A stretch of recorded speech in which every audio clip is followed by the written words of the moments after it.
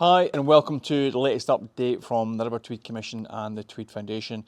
We're outside the office again today, and despite it being overcast and I think I can feel a wee bit of rain in the air, we have continued to suffer low flows in the river because of the lack of any summer rainfall of any significance. Look on the website, look on our pages. We've added to the pages where we not only now have river level, river temperature, but also tide and tide conditions for most of the catchment.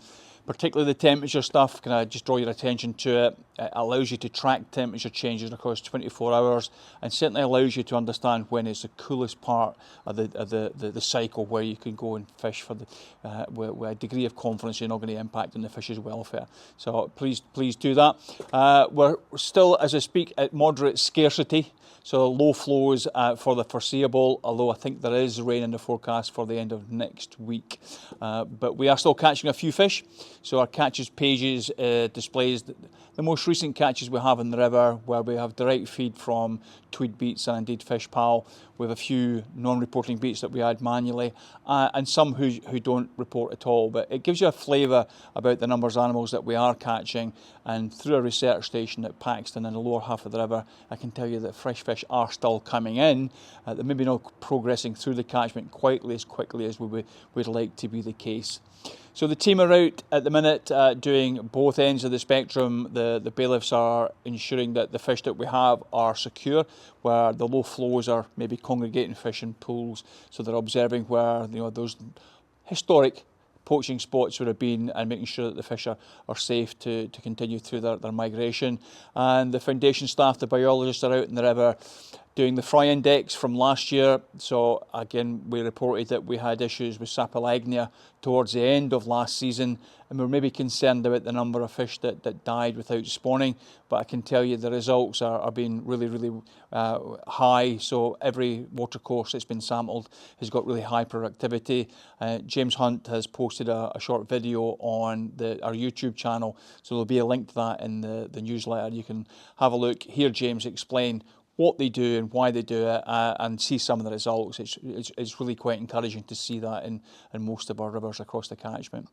We're delighted to say that even the education programme is coming to the end of the summer programme. So Ben's been out doing one-to-ones with some of our ambassadors and organising days where we've had localised young people come along and learn how to fish for the first time. So most recently at Whittaker and Chatton. So again, read about that in the newsletter.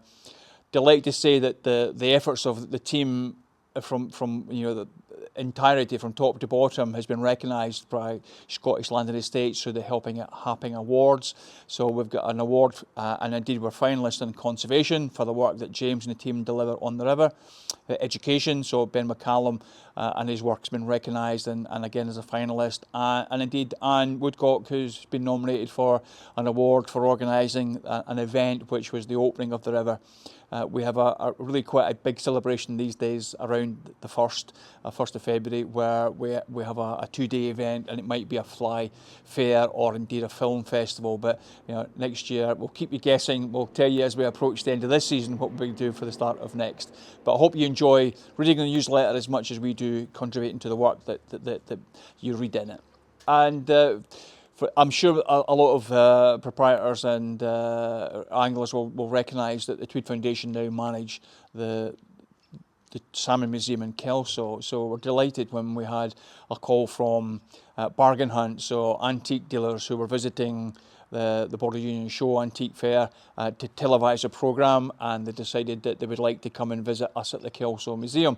So it was a fabulous opportunity to allow the BBC and the wider audience to understand what we do, how important Kelso is in the salmon sector, the salmon industry, and look at some of those real strong connections we have with some of the significant, even salmon flies that are still around today, the Jock Scots and others.